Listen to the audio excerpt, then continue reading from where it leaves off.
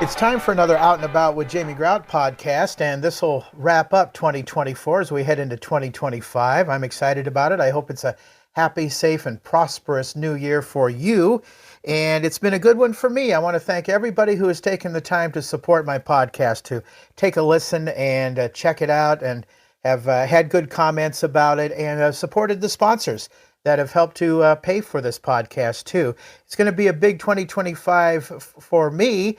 I have some big personal news to announce here in the next few days. Just stand by on social media. You'll hear about that. And that is aside from the podcast, which I will continue to do in 2025. Looking forward to that. Well, first of all, I want to thank my sponsors who do such a good job of supporting this effort to fill a void in local programming, including Jeff Mackey and his partners at Clement Mackey Insurance, providing for those holiday lights out at Maytag Park still going on. And if you missed it, a great story on Channel 8 about the holiday lights. Jamie Murphy and her crew do a fantastic job at Maytag Park. Also on the Clement Mackey Facebook page, they have all kinds of tips on what to do with your lifetime of earnings that you have going on. They also have some tips how to deal with identity theft, so check that out. Again, that's on the Clement Mackey Facebook page.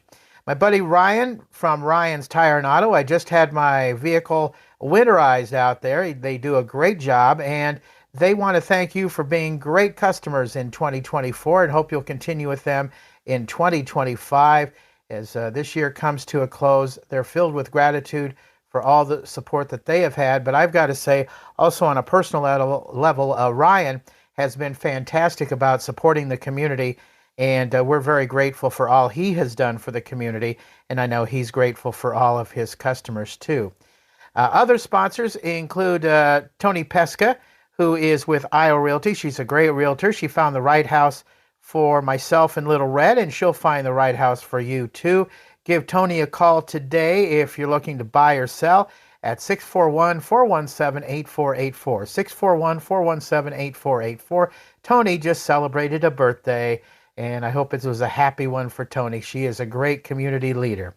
And also by Advantage Credit Union. Are you feeling financially drained? Tired of high interest rates and endless debt? Fear not, your financial superhero has arrived. Advantage Credit Union is here to rescue you from financial distress. With our powerful loan refinancing options, you could lower your monthly payments, shorten your loan term, and free up cash for a brighter future. Unleash your financial superpower today. Call us at 641-792-5660 or apply online at acuiowa.org. Subject to credit approval, terms and conditions may apply. See credit union for details. Federally insured by NCUA. Time for another edition of Out and About with Grout, my podcast where I talk to people from all around the area about their lives, about what they do, and the fascinating aspect of what they go through on a day-to-day basis. And today I'll be talking with Doug Cupples, who wears 3 different hats, and he is, of course, on the Jasper County Board of Supervisors.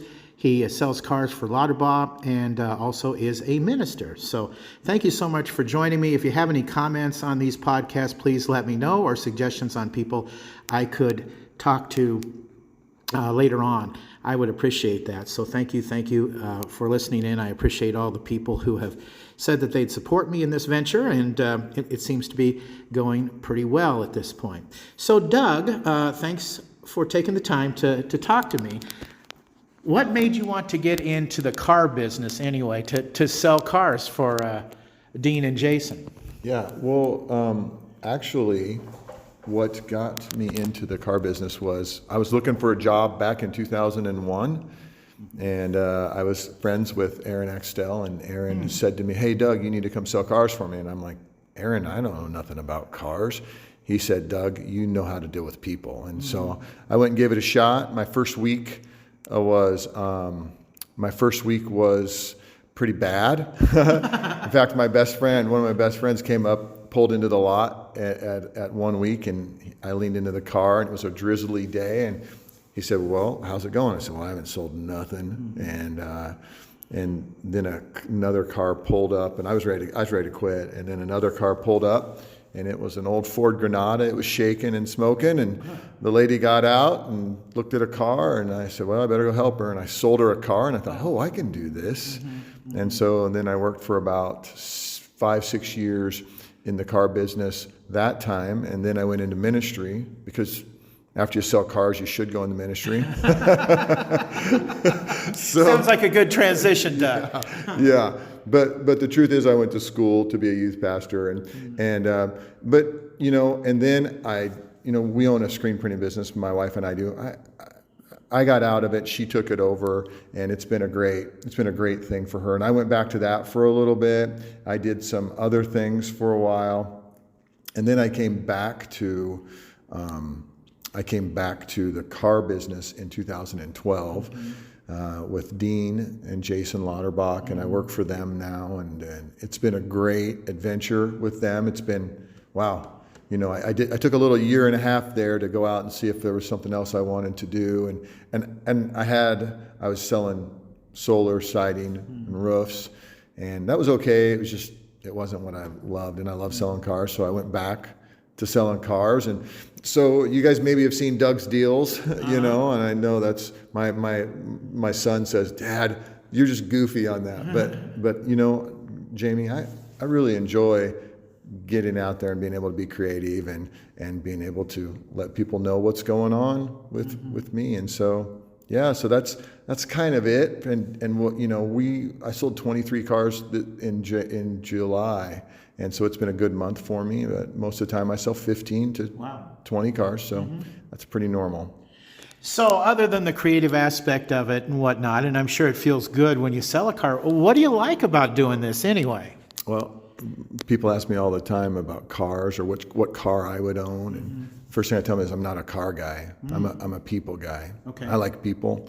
That's more interest to me than even selling a car most of the time. And sometimes that's obvious, and I get some comments from, you made friends, but the truth is, my goal is to really treat people decently and well, regardless of whether they're buying a car or whether we're just sitting at a table or, doing whatever. And so I enjoy working with people, and the car business gives me that opportunity to do that, and has afforded me a living. And so I'm very thankful. Doug, you and I are kindred spirits in that regard, because, even before I was terminated at the radio station, I started working at Hy-Vee on the weekends. And basically, it was just selling ribs. And then once I lost my job, they've given me some more hours. So that's where I ran into you. And I just love talking to people. So it is a lot of fun. It is good. And I got to tell you, I can't think of anything better than just, sitting there at the front of the store greeting people and, asking them if they're up to date on their perks card or selling ribs or whatever the case might be. It is really neat. So are you ready to transition and talk a little bit about the Board of Supervisors? I just want to say something else, Jamie. Thank you for asking me, first off, and you have been such a normal piece of Newton for so long that... That's questionable, but thank you. but for real, everybody knows who Jamie Grout is, or they've heard you, or they've seen you, and you've done a great job of making yourself known, and everybody seems to love you. So we appreciate what you're doing as a community, and we're supporting you. And I know there's thousands of people supporting you. So well, thank you very much. And that's what this podcast series is about. We're trying to fill a void that is not out there right now, where we talk to people from around the area about what's going on in their lives, and especially when it impacts other people. And being on the Board of Supervisors does impact a lot of people. How long have you been on the board now? Well, I ran the first time in 2012. That was my first run, and I ran against Denny Stevenson. And me and Denny actually became friends during that. I mean, I knew Denny just in the past a little, but we actually became friends during that time, and Denny's a great guy. And at the end of the night of regular voting, I was ahead 400 votes, but then the absentee ballots came in, and I lost by, I think, 1,300 votes. But that was okay. I lost respectfully to a good guy, and I've had the opportunity here recently, these last 2 years, to work with Denny. He was appointed to come in and work with us, And so working with Denny has been great. He's got a lot of knowledge and a lot of wisdom, and I'm really thankful that I've had that opportunity to work with him. So I lost that one in 2012, and then I caught wind that Denny was retiring from it, and in 2016, and I thought, I'll throw my hat in the ring. Mm-hmm. And I remember somebody came up to me and said, it was Doug Bishop actually said, "What's your agenda?" And I'm like, agenda? I mean, I wasn't really a politician. I mean, I didn't know a whole lot about certain things. And I'm like, you got to have an agenda. He's like, if you want to win this race, you got to have an agenda. Well, I kind of walked away from that thinking, my agenda is to take care of people, right? Well, and I made some videos, and maybe some of you remember them. I made a couple of videos about gravel roads, and unbeknownst to me, they blew up. And I found out real quick what the most important thing was to so many citizens in our county, and it is gravel roads. And it has been a whirlwind of just like everything. I started, and so I went out and went after it and started digging and doing research, and I even come up with this. I found this stuff that like would be like glue, so to speak. You could glue the road together, and that's really not what it is, but it's called stabilization. And what it does is it bonds the road together. And I went after that, trying to get that done. And one of the products was Base One, and I worked really hard and fought a lot in the boardroom, and just could not get anybody to go along with me on that process, and because it's relatively expensive. And even had a guy come from the company that I was working with to talk to us, and he came, and we just couldn't quite get there. And so what happened after that was we kind of went back. So where we were when I started was we've got the county divided off in quadrants, just kind of split down the middle both ways, sort of. And every year they would do a different quadrant. So only 25% they would add extra rock to. And it was clear that we were not going to catch our tails on that process. Just wasn't going to work. And we were spending about $700,000 a year on rock. Rock's super expensive. The moving it is expensive. Everything about it is expensive. And then I was able to get my cohorts to go along with me, and we raised it up to about $1.3 million, $1.4 million. It was right there about in rock. And we started doing half the county every other year. And then we eventually raised it again to getting up there a little bit over that 1.5, 1.6.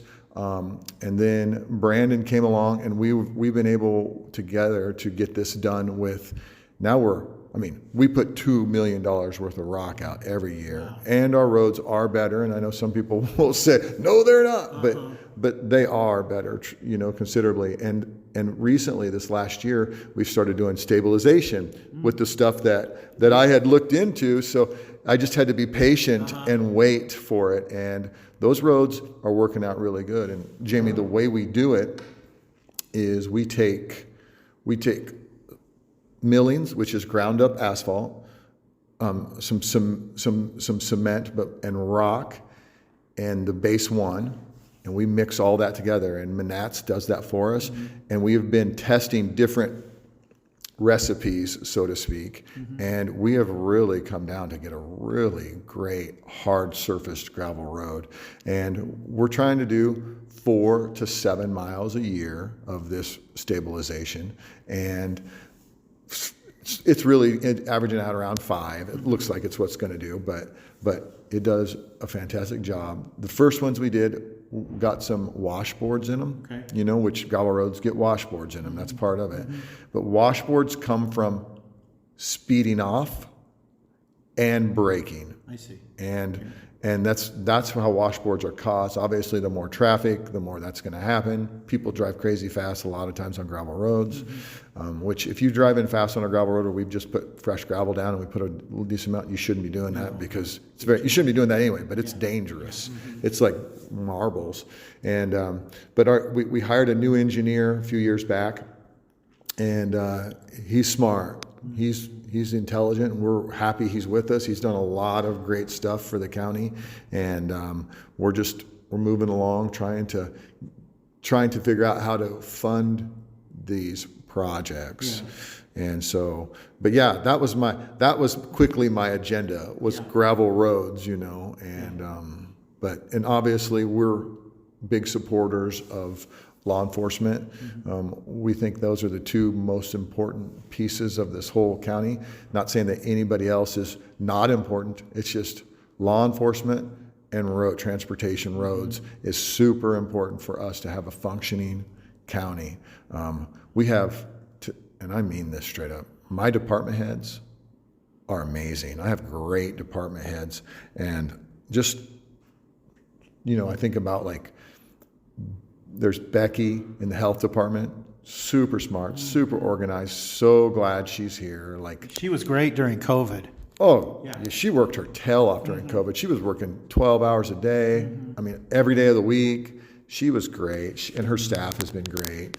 And then we got Kevin in community development. I'm just going to walk around there as I think about Kevin in community development. We've done a lot of changes with community development. And one of those changes, for some people that are still a little biffed, it seems like it was our fault, but it was not, was the Jasper County Animal Rescue League. That was not our business. That was somebody else's business. It was just on our land. And that business, for whatever reason, was failing. And we made an offer to take back the building. And we made a deal with them, took back the building and paid off anything that we needed to pay off, and got that resituated. And so then we've worked a deal with Parkview Animal Hospital over on the east side of town by Giovanni's. And wow, we must need to move in here. Our lights are going on. Our lights just faded in the room. In fact, the lights just went out. Now they came back. So I don't know what's going on here. It's emotional. Is the county paying its bills? I hope so. Yeah, we're in a vault, actually. Yes, we are. So we might have a hard time getting out of here if we got locked in. I'm nervous about that. Getting back to the roads, it's interesting that you should mention about how important it is that people don't go fast on these roads, because when I was in high school, my senior year, I had a good friend of mine who lived out in the country. His name was Ron Carson. And maybe some of you listening might know the Carson family, but he was going too fast on a gravel road, and a car rolled over, and he was thrown out. A car rolled over on top of him, and he was gone, just like that. So it's important that people do that. Now, I want to ask you about some of the other issues, and this is probably more of a lighthearted one, but I see where the Board of Supervisors have approved the courthouse lawn for RVTV. Right, RVTV. I mean, that is a project where and I'm a little rusty on this, but it's where they're going to bring in a band, food trucks, and it's sometime in September, and it's on a Tuesday or a Wednesday. It might be a Wednesday, but they're going to come in, and they do this to rally up support for the Iowa State football game that's coming, and they do it in multiple towns so that they can get that support rallied up. And it's just a fun thing, and there'll be food and excitement, and lots of people will show up for sure, because it's a big deal. What are some of the other issues that the Board of Supervisors are tackling these days, Doug? Well, we took on I'll give you a couple updates first here. That's what I've got here. So F48, which is Old Highway 6 west of town, that's been getting redone. They say they feel like they're about 2 weeks out, or about second week of August they will be open. Okay. That's the plan, but of course right now it's raining outside, so the more it rains, the longer it takes. But hopefully that's the plan. And when we started, the plan was September in some time. So we're way ahead of the schedule on that road, and that's good. And then Highway 14. Highway 14 is not our project, but people ask us all the time about it. So Highway 14, so they should be on the north side in about 2 or 3 weeks. Okay. So in other words, what they're working on now should be about done in 2 or 3 weeks, and they'll be moving to the north side. So everything will have to change again, and people have to make new directions, and that's a real pain. But that is the state's. That's not ours. Mm-hmm. And so we don't have no control over that. It's just fair for us to give an update on that. One of the other things we did is we made an investment with Legacy Plaza. We worked a deal out with Legacy Plaza, Christensen, the builder, and then with the city. We all worked together on that. What we did is we borrowed money, but the money we borrowed, we are going to get back in tax dollars from what goes on there. And we set it up such. So yes, we borrowed money, but no, it should not be costing taxpayers anything, since we're getting that money back from that build. And but they have got 81 apartments. And they say they're about 3 weeks out. Also about being done with that and those 81 apartments, and they've got 89 people signed up for them. Oh, wow. Yeah. Good. So they've really done a good job. I spoke with Kim Didier yesterday, and the hotel they'll start building on the hotel within the month also. And the hotel is going to be a swanky little, boutique hotel supposedly, and it should be fun. On the south side, they have that big grass area, and they've been doing concrete work over there, and they're within a couple of weeks of having all of that concrete work done for the green space. And there's going to be a splash pad over there, and I hear that there's some art over in that area too. Yeah, they do got not a statue, but like a sculpture, I believe. Sculpture is coming, a big one, yeah, and they're working on that. She said something about that, and that splash pad, I believe it's on 3rd Avenue and 2nd Street West is over there. Is the corner is what I'm thinking it's at, but over closer to Legacy Plaza itself. And so yeah, that splash pad's going up. I heard the city's going to redo our streets all up here and make them a lot nicer. And some people, there's people that, including myself, that live on roads that are, feel like they need more and more, work on them. But go ahead. No, I was just going to say, a shameless plug here for Newton Rotary. We gave $25,000 toward the splash pad. Oh yeah, excellent. Well, the thing about the splash pad was that they did a great fundraiser for that and raised a majority. Was it the majority of the funds really were donations? Yeah.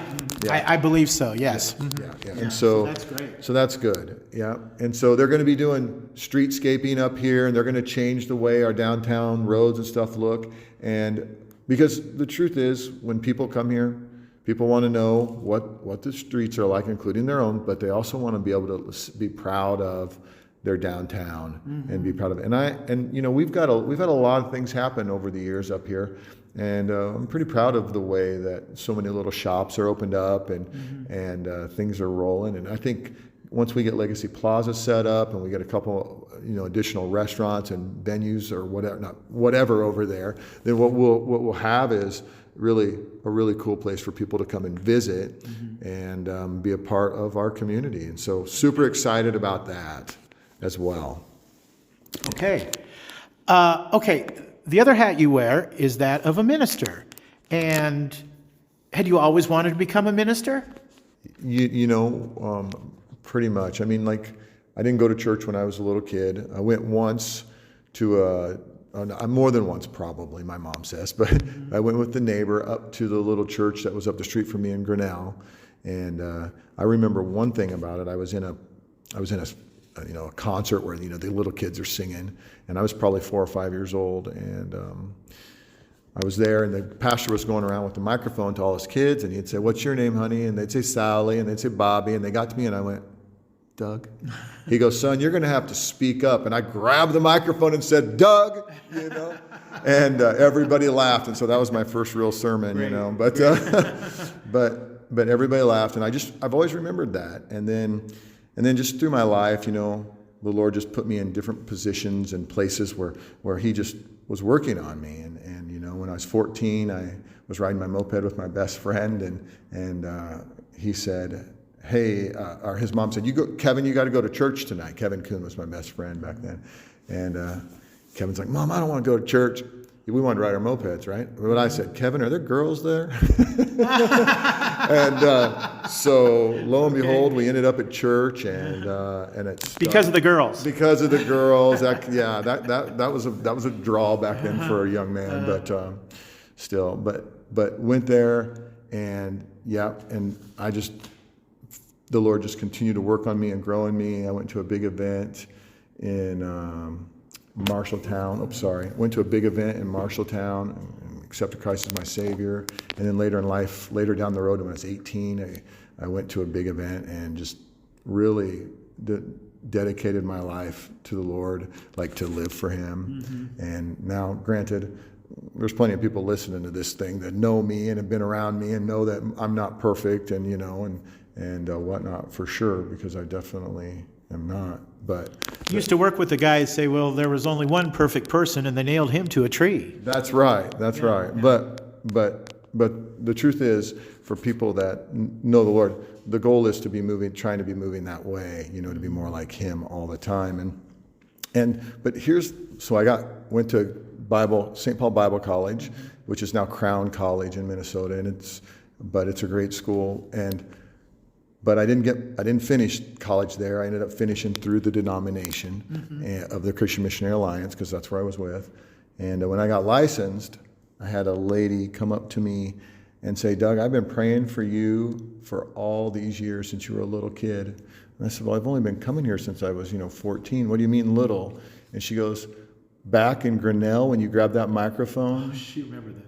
Man, and she had prayed for me all these years. Wow. And so prayer does work, Yeah, that's neat. And so I was trained. I was a volunteer youth leader for years with Tim Elrod, and loved working with him. It was just a volunteer. Well, Tim left and went to move on to different things, and I got asked to be the interim youth pastor, and I got to do that for 3 years. I loved it. Just had fantastic times with it. We had 100 kids coming almost every Wednesday, and the Lord really did a great work there. And then a new pastor came, and God bless him. I mean, it was time for me to go too, and so I went to Montezuma and was the youth pastor there for a year, and then came back here, started a skate ministry in that old indoor skate park. And ended up having, first nobody would come. Those skaters didn't want me there at all, but ended up having 25 kids probably a week coming, and so we did that. And then I started going around doing pulpit supply a lot of places at that time, but then I ended up at Least of Saints is what the church is called now. And it's the one behind, kind of south of McCann Village, if you guys remember what I don't know what the name of it is now. But McCann Village. Is that where the old Community Heights Alliance Church used to be? Right. Well, the old Community Heights Alliance Church is right there.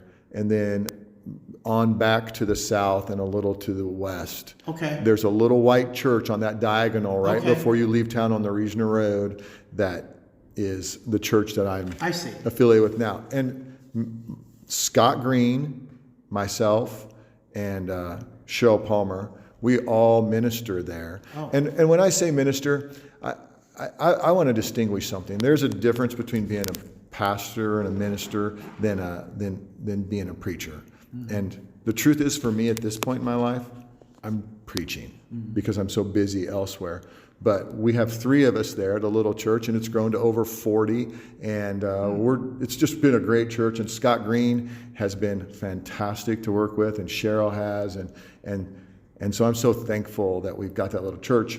Now, I got asked to start doing some pulpit supply again, which having 3 of us at our church affords me the opportunity to do so. So I've been doing pulpit supply in Ira, pulpit supply in Grinnell. I'm doing Farrar this Sunday, and I've done pulpit supply around the area, and I love preaching, so that gives me that opportunity to do that, and I'm very grateful for my church family that is my home church, that they've given me the freedom to go do that.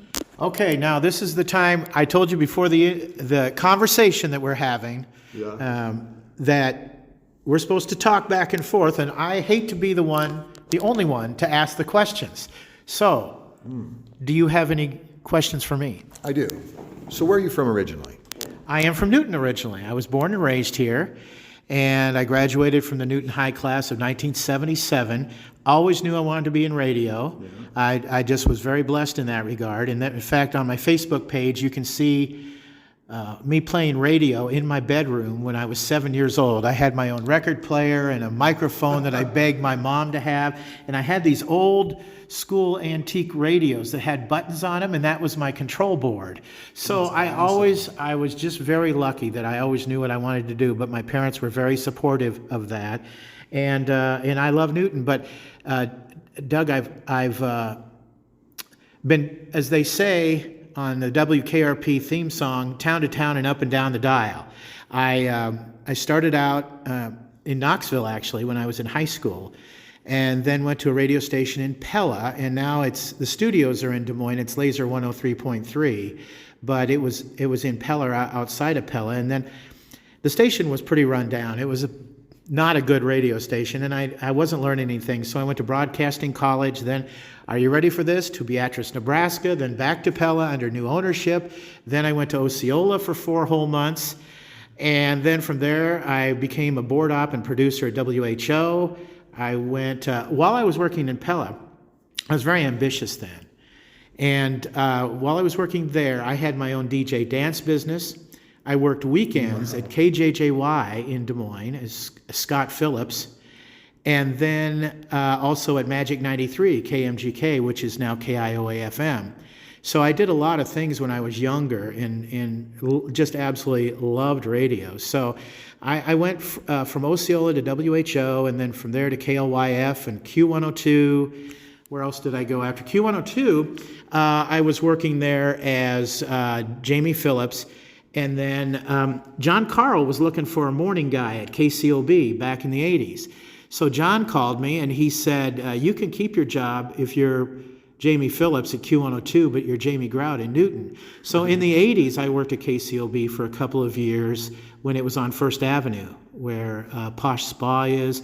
From there, I went to Carroll, Iowa, to Rockford, Illinois, to Traverse City, Michigan, then back to Des Moines. I worked at KIOA, then did mornings at KASI in Ames, up to Waterloo at KOKZ. From there, I went to Mix 96 in Waterloo. Also worked at WMT-FM for a little while, for 6 months, and then back to Newton. And I was here for the last 16 years. I never thought I'd be back in my hometown.